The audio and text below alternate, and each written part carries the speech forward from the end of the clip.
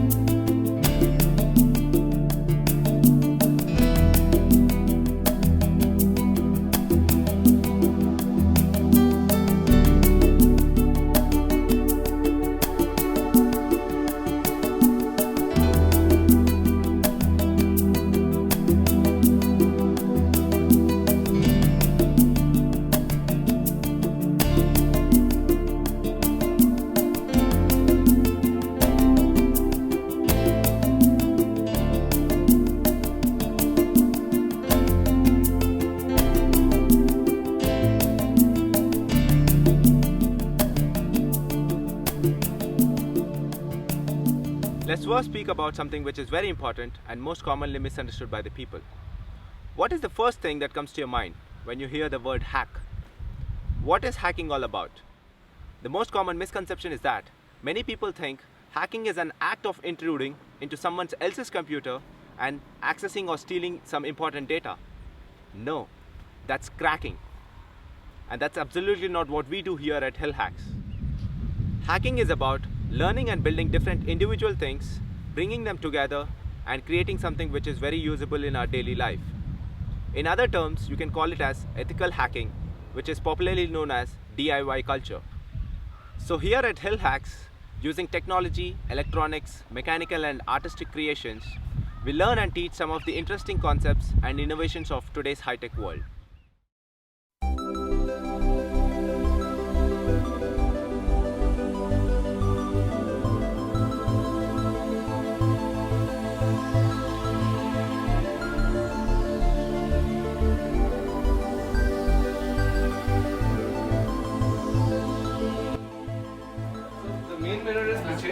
Light is coming like this. It's a concave mirror, so it's like focusing light.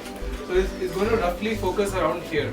The focal point of the mirror will be here, and so here will be like a mirror at a 45-degree angle, and we call it like a secondary, like a diagonal or a secondary, and that basically reflects light out of this hole, and we fix the eyepieces over here, and we have like adjusters and all.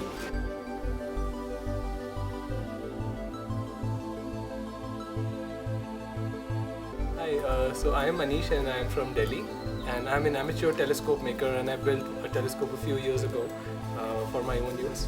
We thought of building a telescope for Hillhacks for the children in truckers to enjoy the night sky. So we are basically going with a very widely used Newtonian reflector design. This is the same design that Isaac Newton used 300 years ago, and we are building a 6-inch telescope, so you would be able to get up to 300x magnification from this. So in order to make this telescope, we first bought a mirror kit which involved the main concave mirror and a small secondary mirror, but the rest of the items, which include the tube made out of sheet metal and a mount made out of wood, this is what we are constructing while at the conference. So this involves working with a lot of woodworking tools like saws, jigsaw blades, hammers, nails, glue, and also a bit of metal work and a lot of measurement to make sure things are properly aligned. So we built the telescope so that it could be carried around, it would be small enough, and yet it would be in serious telescope territory. So we'd be able to see deep sky objects and also a lot of planets.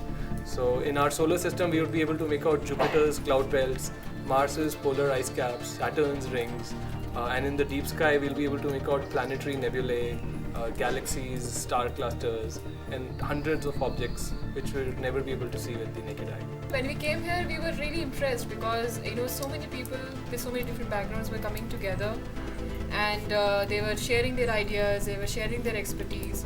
So there is so much to learn, and there is so much to teach, and there is so much to discuss and to create new things. The very idea that we can create something from scrap, like they're just cheap plywood or a few pieces of metal sheets, we can create something which is so expensive usually out in the market, and we will also be giving an opportunity to people like us and also kids in the local area to witness the sky like they have never witnessed it before. So this project really has a great potential, and I'm really glad that I got the chance to be a part of it. So the motivation behind building this project was for the kids in the village to be able to appreciate the amazing night sky that is available to them for free every night. And with this instrument, they would be able to appreciate both the beauty of the night sky and also have the scientific method to really understand how the universe functions and just develop curiosity.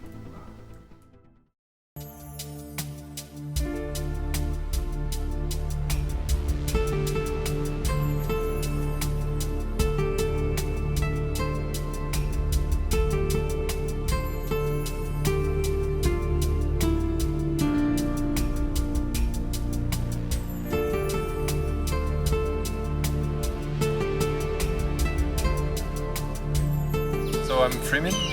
I am really interested in the general idea of how we can live in nature but use the internet to stay connected to the global economy, the global culture. I came up here to Hillhacks last year and we sort of got acquainted with the place, and then I'm really excited to run the code camp for a full month this year where we explore how to learn programming and work on web and mobile applications while living in the Himalayas. My students are from a variety of backgrounds. Some didn't go to college, some dropped out of college, some graduated and worked in a call center or doing support for a little while but felt like they didn't have any real sort of forward momentum in their careers, and so they wanted to retool, and that's why they came. So the majority of my students right now are sort of going on this path and trying to get so that we can do Code for India fellowships. And each of them had sort of different goals. One person wanted to learn PHP, one person wanted to learn C, one person wanted to learn JavaScript. And so for people who are very intent on what they want to learn, I help them sort of pick a learning path, find resources on the web that'll help them on their path, and then give them support as they need it, as they're sort of struggling and have questions along the way.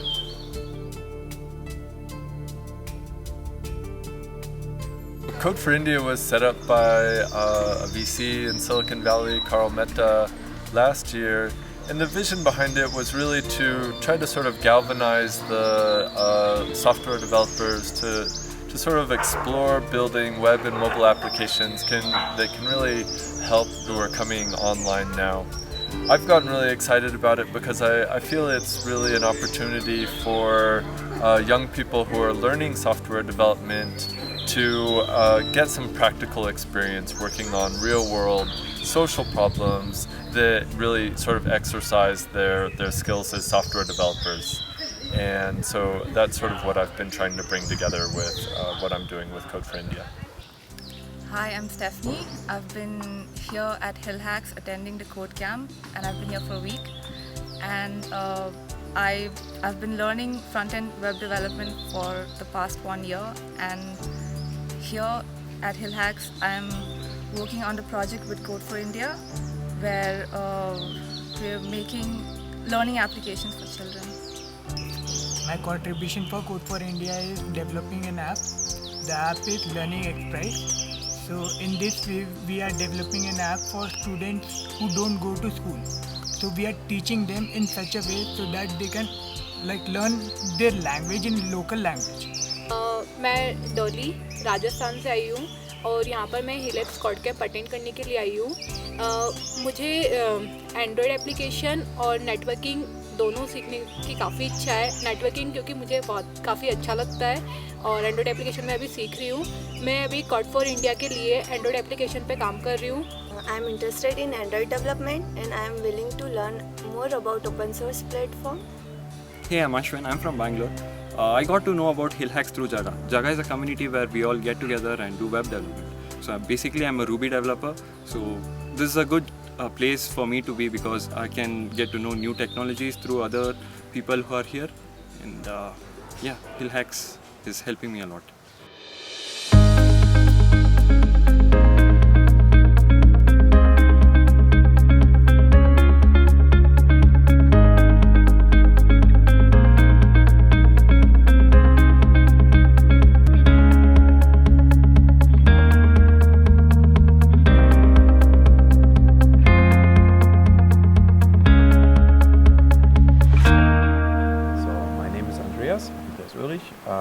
I come from Walzmer Studios in Dresden, Germany, and we are a collective of media artists. We are running a gallery and we are concentrating on art in public space. So we came to India here for two reasons. We work with the Hillhacks and we work here with the Nobolinka Institute and try to help them set up a nice screen printing department so that everybody here is able to make their own screens and print their own designs. Here we try to entitle people to make their own designs, and what they basically do out of it can have both reasons. So they are free to do whatever they want after, but this technical knowledge, it has to be transferred, and that's why we're here for. Well, the good thing about the screens is that you can erase them every time. You print, have a design done on it first, and when you're done, you wash it off and you do the next one. So all this is based on a water solutable chemical, and this thing can be redone and redone and redone. So all you need is a screen, and if you don't spoil it, you can basically use it forever.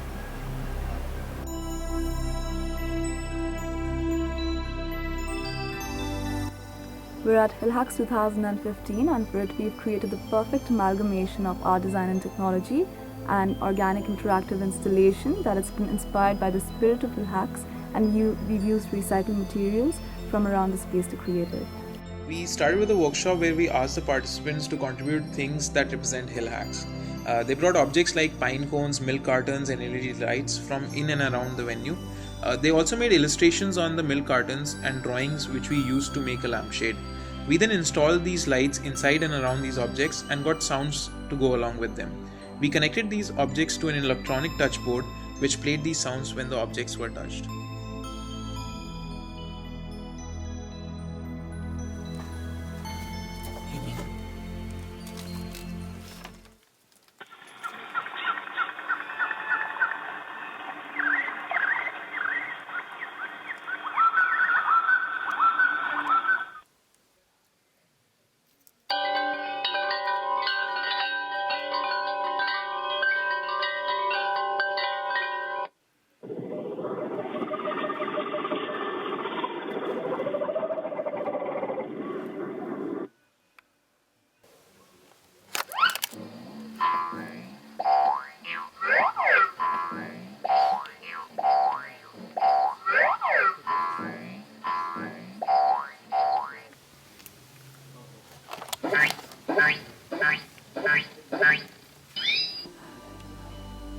Through this workshop and resultant installation, we gave the Hillhacks community the opportunity to see the merging of creativity and technology, and also explore the seamless possibilities that come with it. Hi friends, I'm Nitesh from Bangalore, and I'm from technology background with a passion for electronics. For the past few years, I have been working with 3D printing, art and technology. In the last year, in 2014 at Hillhacks, I brought a 3D printer which I built on my own, and took a workshop for school kids and taught them the basics of 3D printing. In this year, I am presenting what we call as persistence of vision band, which is used for displaying art in the air. So it's just a strip of LEDs controlled electronically, and you press it and move it in the air and you can display messages.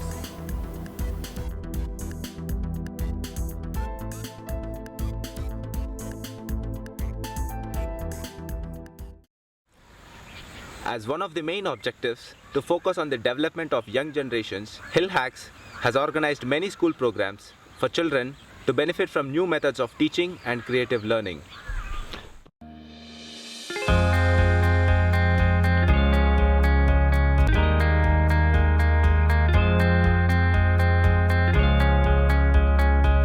Which one's on bottom? Blue. Which one's behind you? Yellow. So I'm gonna label these, okay? So green is the U face. What's on top is up, which is So we call it U. At Hillhacks School Program, I've been helping out with the Rubik's Cube workshop. We try to teach kids how to solve a Rubik's Cube. It really helps kids with their maths and science skills in thinking about spatial dimensions. Otherwise, I've also been helping out with the codes and ciphers workshop and storytelling and story writing sessions. I think these are really important skills that would help kids learn and have fun at the same time. So the Rubik's Cube is a cube that has 6 colors, and what children learn when they solve the Rubik's Cube, even using algorithms that they memorize, is one is that they learn to imagine looking at different sides of the cube, which is essentially thinking of dimensions intuitively. And the other thing that they learn is pattern recognition, because a lot of these algorithms constitute identifying a pattern and then applying a certain, twisting of different sides. And I feel that this sort of environment helps children to figure out how to learn something as opposed to what they're learning. As in, the focus is on how to learn something as opposed to what they're learning, which I think is more important. So that way I think open learning is really nice. As in, like the freedom to explore what you want to explore is given to you, and that is really nice.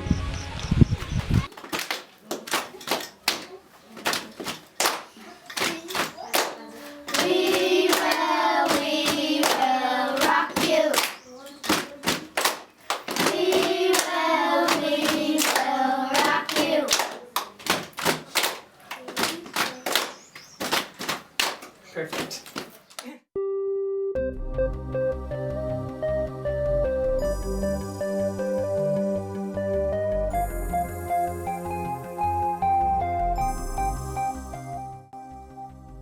Yes, we believe that imagination is the key to innovations, and by experimenting through trial and error methods, we get a deeper understanding of things.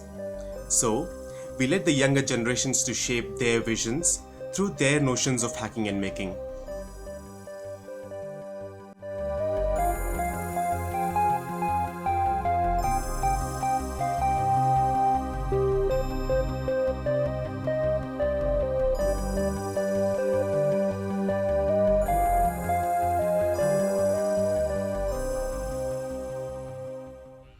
Apart from all these activities happening around, we have some people who hold up interesting conferences and discussion panels. This year, some of the widely discussed issues are net neutrality, internet security, global warming, Make in India movement, and many more.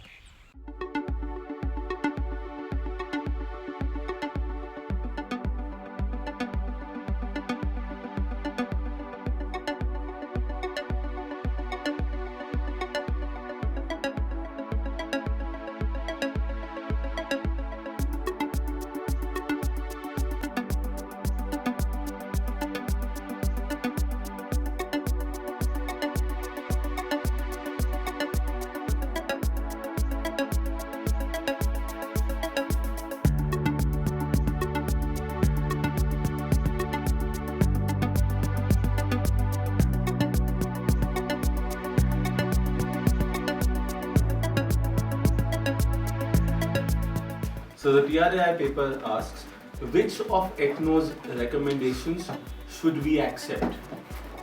They're not asking whether they should be accepted or not, they're asking which ones. That's a leading question. Similarly, they're asking, is it too early to regulate and license the internet services in India? Net neutrality is about ensuring that we are able to look at audio, video, text, and remix it to reimagine consumer experiences, build startups, build businesses. And if we lose net neutrality in India, it will essentially become the mandate of all the big internet companies.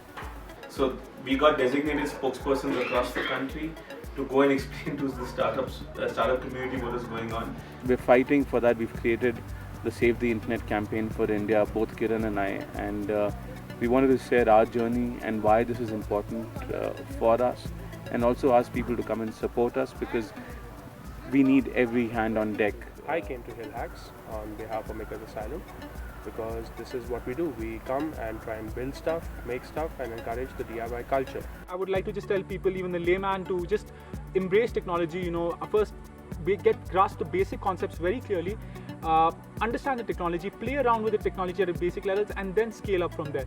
And anyone can do it. It's not about being a developer, a professional developer. It's about being it's about knowing how to structure and process information and enjoying technology, basically. The interesting fact that a lot of stuff that happens in makerspaces is about technology and tools and stuff. But the beauty of this entire setup is you don't have technologists or engineers or people from a technical background here doing so much of the development as people from the arts and the cultural backgrounds, because it simplifies the learning curve.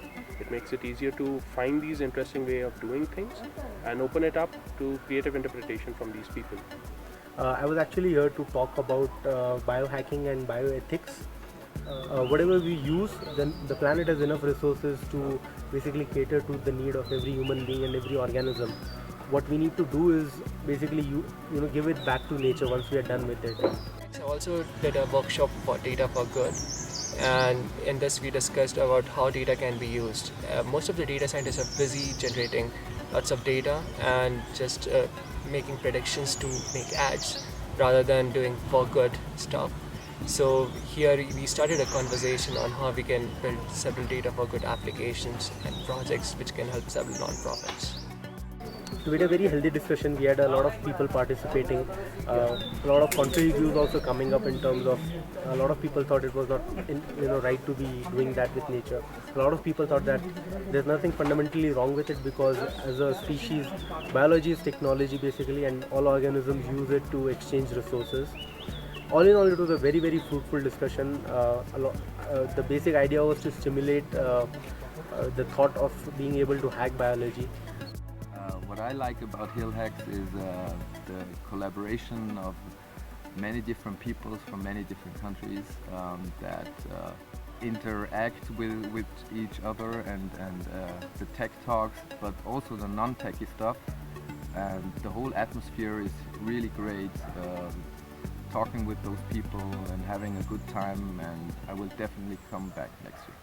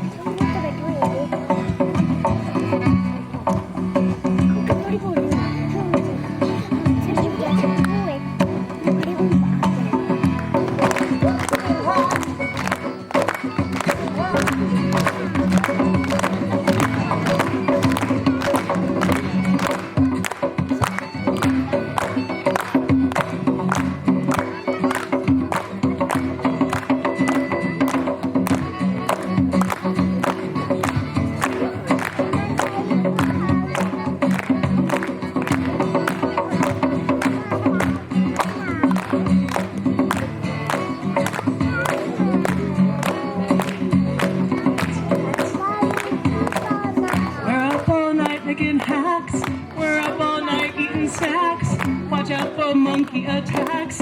We're up all night cause we're Hillhacks. We're up all night making hacks. We're up all night eating snacks. Watch out for monkey attacks. We're up all night cause we're Hillhacks. We're up all night cause we're Hillhacks. We're up all night cause we're